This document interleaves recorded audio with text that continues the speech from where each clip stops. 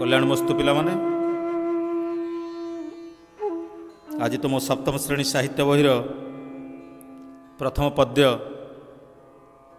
कलामाणिकरे यही पद्यटी आज आम आलोचना करिबा। यही पद्यटी रचना करिसंती वेदग्ध कवि अभिमन्यु सामंत सिंहार। अभिमन्यु सामंत सिंहार ओडिया साहित्यर रीतिजुग कवि मानक मध्यरे जड़े प्रमुख स्रष्टा। निजर काव्य संभार पाई निजर भावमय भक्तिमय काव्य रचना पाई कविंकर स्वतंत्र परिचय प्रतिपादित होता। विदग्ध चिंतामणि काव्यटी कविंक जीवनर सर्वश्रेष्ठ सृजनशीलता भक्तिभाव लालित्य भाषा संभार एथिपाई काव्यटी गारिबा मंडित हो पारिछि। अप्राकृत प्रेम मूर्ति जय राधा हरि अव्यक्त लीला को व्यक्त करवतरी। एवं मध्य विभिन्न विद्यालय कविंकर यही पद्यटी प्रार्थना रे गान करा जाए। छात्र छात्री माने मध्य प्रार्थना रे गान करती। कविंकर प्रत्येक रचना भगवान के प्रति समर्पित। तेणु अप्राकृत प्रेममूर्ति जय राधा हरि अव्यक्त लीला को व्यक्त करवतरी प्रत्येक कवितार कविंकर भावना भगवान के प्रति समर्पित। आज आस तुम कवितार जो कविताटी रही कलामाणिकरे तार पृष्ठभूमि उपर आलोचना करिबा परे आमे पद्यटी आलोचना करिबा। कविताटीर पृष्ठभूमि होउची प्रत्यह श्रीकृष्ण गोचारण पाई गोप बालक मानक सहित वनभूमि की जाती एवं संध्या पूर्वर गोगष्ट अर्थात गाई गठ नहीं फेरी आसती। आज संध्या आगत प्राय घन अंधार आसुछि। श्रीकृष्णंकर प्रत्यावर्तन अहतिक विलंब देखि यशोदा मन आशा आशंकार बाहुली उठुछि। यशोदा मातृहृदयर भावना को अभिमन्यु एभली भाव वर्णना करिसंती। कवितार प्रत्येक छंदरे वात्सल्यमयी जननी यशोदा हृदयर भावना अति सुंदर भाव रूपांतरित होइछि। ताहले आस वर्तमान आमे कविताटी आलोचना करिबा। धीरे घेन कानन रे कृष्ण विलंबिता वात्सल्य ममता घेनी भाळुछंती मातमु कला माणिकरे।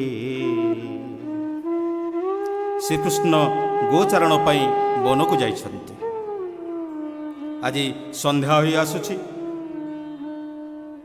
श्रीकृष्णंकर विलंब देखि श्रीकृष्णंकर वनरु प्रत्यावर्तन विलंब देखि माता यशोदा कृष्ण प्रति स्नेह ममता भरा वात्सल्य परिप्रकाश करी भावुछंती आज कहीं विलंब होउछि।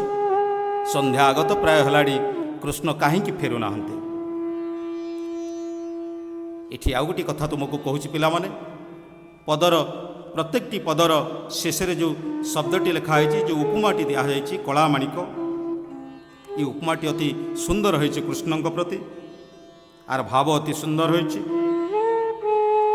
एठी कलामाणिक कहिबार तात्पर्य माणिक्य होइछि एक मूल्यवान रत्नपथर। श्रीकृष्णंकर देहर रंग श्यामल होइथिबारु यशोदा श्रद्धार श्रीकृष्ण को कलामाणिक बोली डाकी थांते। एथर आस आमे द्वितीय पदटी को जिबा। निधन संखाली मोर दरिद्र पसरा अंधल उड़ी बाबुरे ହୃଦରତ୍ନ ହାରା ମୁକୁଳା ମାଣିକରେ। ଶ୍ରୀକୃଷ୍ଣ ହେଉଛନ୍ତି ଯଶୋଦାଙ୍କ ପାଇଁ ନିର୍ଧନର ଧନ ଏବଂ ସଂଖାଳୀ ଅର୍ଥାତ୍ ପ୍ରାଣଧନ, ଦରିଦ୍ରର ପସରା ମଧ୍ୟ। ଅନ୍ଧ ଜୀବନରେ ଯେମିତି ଚାଲିବା ପାଇଁ ବାଡ଼ି ବା ଯଷ୍ଟିର ସହାୟ ହୋଇଥାଏ, ଯଶୋଦାଙ୍କ ପାଇଁ ଶ୍ରୀକୃଷ୍ଣ ହେଉଛନ୍ତି ଅନ୍ଧର ବାଡ଼ି ସଦୃଶ। ଏଠି ଆଉ ଗୋଟିଏ କଥା ଲେଖା ହେଇଛି, ହୃଦରତ୍ନ ହାର। ଶ୍ରୀକୃଷ୍ଣ ହେଉଛନ୍ତି ଯଶୋଦାଙ୍କ ପାଇଁ ହୃଦର ରତ୍ନହାରା ସଦୃଶ, ଅର୍ଥାତ୍ ରତ୍ନହାର ପିନ୍ଧିଲେ ଯେପରି ହୃଦୟକୁ ଛୁଇଁଥାଏ, ସେହିଭଳି ମାତା ଯଶୋଦାଙ୍କ ହୃଦୟରେ ଶ୍ରୀକୃଷ୍ଣ ସର୍ବଦା ହୃଦରତ୍ନହରା ହୋଇ ରହିଥାନ୍ତି। ପରବର୍ତ୍ତୀ ପଦଟି, ମୋ ଜୀବ ଜୀବନ ତୁହି ନୟନ ପ୍ରତିମା, ତତେ କି ପାଶୋରି ହେବ ମୋର ସୁଖ ସୀମା ମୁକୁଳା ମାଣିକରେ। ଶ୍ରୀକୃଷ୍ଣ ହେଉଛନ୍ତି ଯଶୋଦାଙ୍କ ନୟନ ପ୍ରତିମା ପରି। ତାଙ୍କ ଜୀବନରେ ଯେତେ ସୁଖ ଅଛି, ସେ ସୁଖ ନିକଟରେ କୃଷ୍ଣକୁ ଭଲ ପାଇବା ସୁଖ ସବୁଠାରୁ ଶ୍ରେଷ୍ଠ। ତେଣୁ କୃଷ୍ଣକୁ ପାଶୋରି ବା ଶ୍ରୀକୃଷ୍ଣଙ୍କୁ ଭୁଲିଯାଇ ତାଙ୍କ ଜୀବନରେ ସତେ ଯେପରି କୌଣସି ସୁଖ ନାହିଁ। ପରବର୍ତ୍ତୀ ପଦଟିକି ଆସ, ଡରୁଥାଉ ଅନ୍ଧାରକୁ ରଖି ଯାଉ ଗୋରୁ, ଜନକ ଜନନୀ ସୁଖ କାହିଁ ପାଇଁ ସାରୁ ମୁକୁଳା ମାଣିକରେ। ସାଧାରଣତଃ ଭାବରେ ଛୋଟ ଛୋଟ ପିଲାମାନେ ଅନ୍ଧାରକୁ ଦେଖି ଡରିଥାନ୍ତି। ତୁମେ ମଧ୍ୟ ଯେତେବେଳେ ଛୋଟ ଥିଲ ବା ତୁମର ବାଲ୍ୟ ଅବସ୍ଥା ଥିଲା, ସେତେବେଳେ ଅନ୍ଧାରକୁ ଦେଖି ଡରୁଥିବ। ପିଲାମାନେ ସବୁ ଅନ୍ଧାରକୁ ଦେଖି ଡରି ମା କୋଳକୁ ସବୁ ଧାଇଁ ଯାଆନ୍ତି। ଏଠି ଯଶୋଦା କହୁଛନ୍ତି, ମୋ ପିଲା ତ ଅନ୍ଧାରକୁ ଦେଖି ଡରେ, ଯେତେ ବାରଣ କଲେ ବି ବନକୁ ଗାଈ ଚରିବା ପାଇଁ ଚାଲିଯାଏ। ଆଜି ଯିଏ ଅନ୍ଧାରକୁ ଦେଖି ଡରୁଛି, ସିଏ ପିଲା ସତରେ କ'ଣ ଏ ଘନ ବନାନୀ ଭିତରେ ଏଭଳି ଭାବରେ ବୁଲି ପାରୁଥିବ? କିଛି ଅଘଟଣ ଘଟିଲା ନାହିଁ ତ? ତେଣୁ ଯଶୋଦା ଭାବୁଛନ୍ତି, ମୋ ଟିକି ଛୁଆଟି ଅନ୍ଧାରକୁ ଦେଖି ଡରେ, ଆଜି ସେ ଘନ ଜଙ୍ଗଲକୁ ଗାଈ ଚରିବା ପାଇଁ ଯାଉଛି, ଆଜି ଫେରିବାର ବା ପ୍ରତ୍ୟାବର୍ତ୍ତନର ବିଳମ୍ବ ହେଉଛି, କିଛି ଅଘଟଣ ହେଇନି ତ? ମାତାଙ୍କ ମନରେ ଏହି ଆଶଙ୍କା ପରିପ୍ରକାଶ ପାଇଛି। ଏଥର ଆସ ପରବର୍ତ୍ତୀ ପଦଟିକୁ ଆମେ ଯିବା। ବୃଦ୍ଧ କାଳେ ତୁମୋହର ଏକଇ ନନ୍ଦନ, ହୃଦତାପ ବିନାଶନେ ତୁ ହରି ଚନ୍ଦନ ମୁକୁଳା ମାଣିକରେ। ଏ ବୃଦ୍ଧାବସ୍ଥାରେ ଶ୍ରୀକୃଷ୍ଣ ହେଉଛନ୍ତି ଯଶୋଦାଙ୍କର ଏକମାତ୍ର ନନ୍ଦନ ବା ପୁତ୍ର। ଯେପରି ଶୀତଳ ପ୍ରଦାନକାରୀ ହରିଚନ୍ଦନ ଲେପନ କଲେ ଦେହ ଯେପରି ଶୀତଳ ଲାଗେ, ସେହିପରି ଯଶୋଦାଙ୍କ ହୃଦୟର ଦୁଃଖ ରୂପକ ତାପକୁ ଶୀତଳ କରିବାକୁ ଶ୍ରୀକୃଷ୍ଣ ହେଉଛନ୍ତି ହରିଚନ୍ଦନ ସଦୃଶ। ତେଣୁ ଗ୍ରୀଷ୍ମ ସମୟରେ ବା ଗ୍ରୀଷ୍ମ କାଳରେ ଚନ୍ଦନ ସବୁ ଲେପନ କରନ୍ତି, କିନ୍ତୁ ଚନ୍ଦନ ଭିତରେ ଏକ ସ୍ୱତନ୍ତ୍ର ଚନ୍ଦନ ଅଛି, ଯାହାକୁ ହରିଚନ୍ଦନ କୁହାଯାଏ। ତାହା ଅତ୍ୟନ୍ତ ଶୀତଳ ପ୍ରଦାନକାରୀ। ଗ୍ରୀଷ୍ମ ଅବକାଶ ସମୟରେ ବା ଗ୍ରୀଷ୍ମ ଋତୁରେ ଏସବୁ ଦେହରେ ଲେପନ କରି ଦେହକୁ ଶୀତଳ ସବୁ କରିଥାନ୍ତି। ତେଣୁ ଏଠି ସେହି ହରିଚନ୍ଦନର ଉପମା ଶ୍ରୀକୃଷ୍ଣଙ୍କୁ ଦିଆଯାଇଛି। ଯଶୋଦା ଭାବୁଛନ୍ତି ଯେ କି ମୋ ପାଇଁ, ମୋ ହୃଦୟ ରୂପକ ଦୁଃଖର ଜାଳକୁ ନିବାରଣ କରିବା ପାଇଁ ବା ଶୀତଳ କରିବା ପାଇଁ କୃଷ୍ଣ ହେଉଛନ୍ତି ହରିଚନ୍ଦନ ସଦୃଶ। ପରବର୍ତ୍ତୀ ପଦଟି, ଗୋଟିକା ଧାମ ସର ନରୁଚୈତେ, ନାଚି ଲାଞ୍ଚ ମାଗୁଥାଉ ଲବଣିକେ ମନ୍ତେ ମୁକୁଳା ମାଣିକରେ। ଯଶୋଦା ସବୁଦିନେ ଶ୍ରୀକୃଷ୍ଣଙ୍କ ପାଇଁ ଅନେକ ସବୁ ଦୁଗ୍ଧଜାତ ଦ୍ରବ୍ୟର ଯେଉଁ ସୁସ୍ୱାଦୁ ଖାଦ୍ୟ ସବୁ ପ୍ରସ୍ତୁତ ହୁଏ, ଦୁଗ୍ଧରୁ ସବୁ ପ୍ରସ୍ତୁତ ହୁଏ, ଏସବୁ କରି ରଖିଥାନ୍ତି। ଗୋଟିକା ରଖିଥାନ୍ତି, ଅଧାମ ରଖିଥାନ୍ତି, ସର ରଖିଥାନ୍ତି। କିନ୍ତୁ ଏସବୁ ଅତି ସୁସ୍ୱାଦୁ ଖାଦ୍ୟ କୃଷ୍ଣକୁ ଭଲ ଲାଗେନି। ଶ୍ରୀକୃଷ୍ଣ ଏଗୁଡ଼ିକୁ ସବୁ ନ ଖାଇ ଖାଲି ଲବଣୀ ଖାଇବାକୁ ମାଆଙ୍କ ନିକଟରେ ଅଳି କରନ୍ତି। ଲବଣୀ ଖାଇବାକୁ ମାଆଙ୍କୁ ଲାଞ୍ଚ ମାଗୁଥାନ୍ତି। କୃଷ୍ଣ ଏହିସବୁ ସୁସ୍ୱାଦୁ ଖାଦ୍ୟ ସବୁ ଖାଆନ୍ତିନି ବୋଲି ଯଶୋଦା ମନେ ମନେ ଭାବୁଛନ୍ତି ଏବଂ ଏହିସବୁ କଥା ମନେ ପକାଇ ଭାବୁଛନ୍ତି ଯେ କୃଷ୍ଣଙ୍କର ସବୁ ଏହି କଥା ଗୁଣଗାନ କରି ତାଙ୍କର କଥା ସବୁ ଭାବି ଆଜିର ଏହି ବିଳମ୍ବ ସମୟରେ ସନ୍ଧ୍ୟା ଆଗତ ସମୟରେ କୃଷ୍ଣ ପ୍ରତ୍ୟାବର୍ତ୍ତନ କରିବାରୁ ଯଶୋଦା ଭାବୁଛନ୍ତି ଯେ ମୋ ପୁଅ ପାଇଁ ମୁଁ ବିଭିନ୍ନ ପ୍ରକାର ସବୁ ଦୁଗ୍ଧଜାତ ଖାଦ୍ୟ ସବୁ ରଖେ, ଅଧାମ ରଖେ, ଗୋଟିକା ରଖେ, ସର ରଖେ, କିନ୍ତୁ ଏସବୁ ସେ ଖାଇବାକୁ ଇଚ୍ଛା କରେନି, ଖାଲି ଲବଣୀ ଖାଇବା ପାଇଁ ମୋତେ ଲାଞ୍ଚ ମାଗେ। ତୁଳି ମୁଁ ଧଇଲେ ଗୋଳି ହୋଇଯାଉ ତୁହି, ତୋ ଦୁର୍ବଳ ଦେଖି କାହିଁ ପଶିବଇ ମୁହିଁ ମୁକଡ଼ା ମାଣିକରେ। ସାଧାରଣତଃ ଭାବରେ ପିଲାମାନେ ଯେତେ ସୁସ୍ଥ ସବଳ ହେଲେ ମଧ୍ୟ ମାଆଙ୍କ ଆଖିରେ ସେମାନେ ସବୁ ଦୁର୍ବଳ ଦେଖାଯାଆନ୍ତି, କିନ୍ତୁ ବାସ୍ତବରେ କୃଷ୍ଣ ବାଲ୍ୟ ସମୟରେ ଜଣେ ସୁସ୍ଥ ସବଳ କୌତିକିଆ ବାଳକ ଥିଲେ।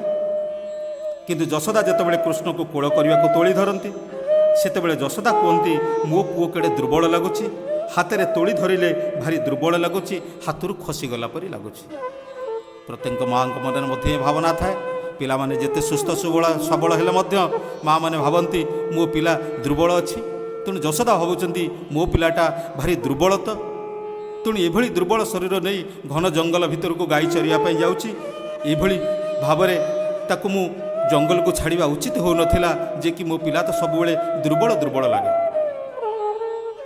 ଏଥର ଆସ ଆମେ ଯିବା ପରବର୍ତ୍ତୀ ପଦଟିକୁ। ଡାକିନି ଲୋଭାନ୍ତି ବୋଲି ଡରୁ ଥାଇ ମନେ, ବାର ବାର ବାରୁ ଥାଇ ଯିବା ପାଇଁ ବନେ ମୋକଳା ମାଣିକରେ। ଯଶୋଦାଙ୍କ ଭାବନାରେ ବଣରେ ଡାହାଣୀମାନେ ସବୁ ଥାନ୍ତି। କାଳେ ମୋ ପୁତ୍ରର କିଛି ଅନିଷ୍ଟ ହେବ ନାହିଁ ତ? ବାର ବାର ବାରୁ ଥାଇ ଯିବା ପାଇଁ ବନେ, କିନ୍ତୁ ମୁଁ ବାରମ୍ବାର ବାରଣ କରୁଥିଲେ ମଧ୍ୟ, ମନା କରୁଥିଲେ ମଧ୍ୟ ସେ କ'ଣ କରେ ନା ବନକୁ ଚାଲିଯାଏ। ତେଣୁ ଯଶୋଦାଙ୍କ ମନରେ ଭାବନା ଆସିଛି ଯେ କି ବନ ଭିତରେ ଏହିସବୁ ଡାହାଣୀମାନେ ସବୁ ଥାନ୍ତି, ଏଇ ଡାହାଣୀମାନେ ପିଲାମାନଙ୍କର ସବୁ ଅନିଷ୍ଟ କରନ୍ତି। ତେଣୁ ମୁଁ ମନା କରୁଛି ବାବୁରେ, ବଣରେ ସବୁ ଡାହାଣୀମାନେ ରୁହନ୍ତି, ତୁ ଯାଆନି ଜଙ୍ଗଲକୁ, ବନକୁ ଗାଈ ଚରିବା ପାଇଁ ଯାଅନି। କିନ୍ତୁ ମୋ ପିଲା ମୋ କଥା ମାନେ ନାହିଁ, ବାର ବାର ବାରୁ ଥାଇ ଯିବା ପାଇଁ ବନେ, ବାରମ୍ବାର ମନା କଲେ ମଧ୍ୟ ସେ ବନକୁ ଗାଈ ଚରିବା ପାଇଁ ଚାଲିଯାଏ। ଆଉ କ'ଣ ଯଶୋଦା ଶୁଣିଛନ୍ତି? ନିଶାଚର ମାତିବାର ଶୁଭୁଛି ଶ୍ରୁତି କି, ମୁଣ୍ଡଙ୍କୁଣି ଛାଡ଼ିଦେଲି ବନକୁ କାହିଁକି ମୋକଳା ମାଣିକରେ। ଆହୁରି ମଧ୍ୟ ନିଶାଚର ଅର୍ଥାତ୍ ରାକ୍ଷସମାନେ ବଣରେ ମଧ୍ୟ ବିଚରଣ କରିବାର ଯଶୋଦା ଶୁଣିଛନ୍ତି। ବଣରେ ସବୁ ନିଶାଚରମାନେ ଥାନ୍ତି, ରାତ୍ରିଚର ରାକ୍ଷସମାନେ ଥାନ୍ତି। ଯଶୋଦା ଶୁଣିଛନ୍ତି ଏମାନେ ସବୁ ବଣରେ ଥାନ୍ତି। ନିଜକୁ ଧିକ୍କାର କରି ସେ କହୁଛନ୍ତି ମୁଁ ଡଙ୍କୁଣି କାହିଁକି ମୋ ପିଲାକୁ ଘନ ଜଙ୍ଗଲକୁ ଛାଡ଼ିଦେଲି। ତେଣୁ ନିଜ ପୁତ୍ରକୁ ବନକୁ ଛାଡ଼ି ନିଜକୁ ଯଶୋଦା ଧିକ୍କାର କରୁଛନ୍ତି, ଯେ କି ଘନ ବନ ଭିତରେ କ'ଣ ଥାନ୍ତି ନା ନିଶାଚରମାନେ ଥାନ୍ତି, ଡାହାଣୀମାନେ ଥାନ୍ତି। ଏମାନେ ନିଶ୍ଚିତ ମୋ ପୁତ୍ରର କିଛି ଅନିଷ୍ଟ କଲେ କି? ଝାଳ ବହୁଥିବ ଅଙ୍ଗ ଲାଗି ଝାଞ୍ଜି ଖରା, ଶ୍ରମ ପାଇ ତରୁ ତଳେ ବସିଥିବୁ ପରା ମୋକଳା ମାଣିକରେ। ଗ୍ରୀଷ୍ମ ସମୟ, ଗୋଚାରଣ କରୁଥିବା ସମୟରେ ଝାଞ୍ଜି ଖରା ଅର୍ଥାତ୍ ଉତ୍ତପ୍ତ ପବନ, ଗ୍ରୀଷ୍ମ ସମୟରେ ସବୁ ଝାଞ୍ଜି ଖରା ବା ଉତ୍ତପ୍ତ ପବନ ବହେ। ତେଣୁ ଯଶୋଦା ଭାବୁଛନ୍ତି ଗୋଚାରଣ କରୁଥିବା ସମୟରେ ଏହି ଝାଞ୍ଜି ଖରା ଲାଗି କୃଷ୍ଣ ଦେହରୁ ନିଶ୍ଚିତ ଝାଳ ବହିଯାଉଥିବ। ଆଉ ସେ କ'ଣ କରୁଥିବ? ଶ୍ରମ ପାଇ ତରୁ ତଳେ ବସିଥିବୁ ପରା। ଏହି ଝାଞ୍ଜି ଖରାରୁ ମୁକ୍ତି ପାଇବା ପାଇଁ, ଏ କଷ୍ଟରୁ ତ୍ରାହି ପାଇବା ପାଇଁ ମୋ କୃଷ୍ଣ କ'ଣ କରୁଥିବ ନା ଯାଇ କୌଣସି ଗଛ ତଳେ ସେ ନିଶ୍ଚିତ ବସି ପଡ଼ୁଥିବ। କୃଷ୍ଣଙ୍କ ଦେହରୁ ଝାଳ ବହିଯାଉଥିବ, ପୁଣି ସେ ଶ୍ରମ ପାଇ କେଉଁ ତରୁ ଛାୟା ତଳେ, କେଉଁ ଗଛ ଛାୟା ତଳେ ସେ ଯାଇ ବସିଯାଉଥିବ। ଏଥର ଆସ ପରବର୍ତ୍ତୀ ପଦଟିକୁ ନେଲୁ ନାହିଁ କାହିଁ ପାଇ ତୁ କଠାଉ ଛତା ବନେ କଣ୍ଟା ଲାଗି ହୋଇ ମୃଦୁ ପାଦ ଚିନ୍ତା ମୁକଳା ବାଣୀ କରି। ଆଜି ସବୁଦିନ ପରି କିନ୍ତୁ ଅଲଗା ହୋଇଯାଇଛି। କ'ଣ ଅଲଗା ହୋଇଛି ନା ଶ୍ରୀକୃଷ୍ଣ ସବୁଦିନେ ବନକୁ ଗଲାବେଳେ ପାଦର କଠାଉ ଛତା ବରଡ଼ା ପଥରରେ ତିଆରି ଛତା ଏସବୁ ନେଇ କୃଷ୍ଣ ଯାଆନ୍ତି। କିନ୍ତୁ ଆଜି ଏସବୁ ନେବାକୁ କଠାଉ ନେବା ପାଇଁ ଛତା ନେବା ପାଇଁ କୃଷ୍ଣ ଭୁଲି ଯାଇଛନ୍ତି। ଯଶୋଦା ଭାବୁଛନ୍ତି ଇଏ ଟାଣ ଖରାରେ ଛତା ବିନା କୃଷ୍ଣ ନିଶ୍ଚିତ ହନ୍ତସନ୍ତ ହେଉଥିବ। ଖାଲି ପାଦରେ ବୁଲୁଥିବାରୁ ସେ ମୃଦୁ ପାଦରେ କଣ୍ଟା ନିଶ୍ଚିତ ଫୁଟି ଯାଉଥିବ। ଏଥର ଆସ ଶେଷ ପଦଟି ଆଲୋଚନା କରିବା। କାନ ଡେରି ଥାଇ ଏକା ତୋ ବେଣୁ ଗୀତକୁ ଆଜି କିମ୍ପା ଶୁଭୁ ନାହିଁ ଭାବୁଛି ମନକୁ ମୁକଳା ମାଣି କରି। ଆଜି ସନ୍ଧ୍ୟା ହୋଇ ଆସିଲାଣି। ସନ୍ଧ୍ୟା ଆଗତ ପ୍ରାୟ। ସନ୍ଧ୍ୟା ଆସିବାରୁ ଟିକେ ଟିକେ ଅନ୍ଧାର ହୋଇ ଆସୁଛି। ଯଶୋଦାଙ୍କର ଚିନ୍ତା ବଢ଼ି ଯାଉଛି।